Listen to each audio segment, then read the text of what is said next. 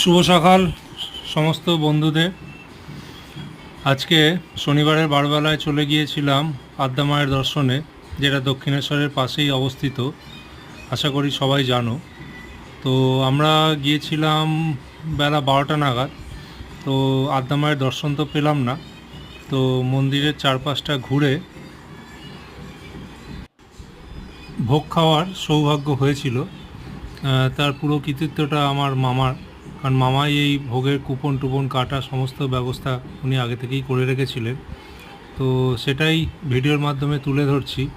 তো এই মন্দিরে আগে অনেক বছর আগে একবার এসেছিলাম, তখন কিন্তু ওই মাটিতে বসে খাওয়ানো হতো। তো এখন দেখছি টেবিল সিস্টেম করে দিয়েছে, সেটা খুবই ভালো ব্যাপার।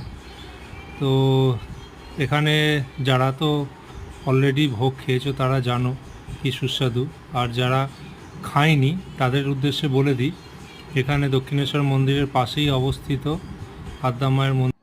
তো এইখানে এখন কুপনের দাম হয়েছে 80 টাকা। 80 টাকা দিয়ে কুপন কেটে এই যে দেখো, প্রথমে পোলাও, আর আমি ভেবেছিলাম ওটা বেগুনি, কিন্তু বেগুনি না, ওটা কুমড়োনি বলা যায়, মানে কুমড়ো বেসন দিয়ে ভাজা। তারপরে চলে এলো সাদা ভাত, সঙ্গে একটি সুস্বাদু তরকারি। এদের হাতের স্পিড আর ভোগ দেওয়ার যেই পদ্ধতিটা, সেটা বেশ ভালোই লেগেছে, অনেকটা মায়াপুর মনে পড়ে যাবে অনেকের। তো তারপরে এলো খিচুড়ি, খিচুড়ির সাথে একটা লাবড়ার তরকারি দিল, এবং শেষে চাটনি আর পায়েস, গরম পায়েস, গরম চাটনি, বেশ ভালোই লাগলো। তো কেমন লাগলো ভিডিওটা কমেন্ট করো। থ্যাংক ইউ সবাইকে।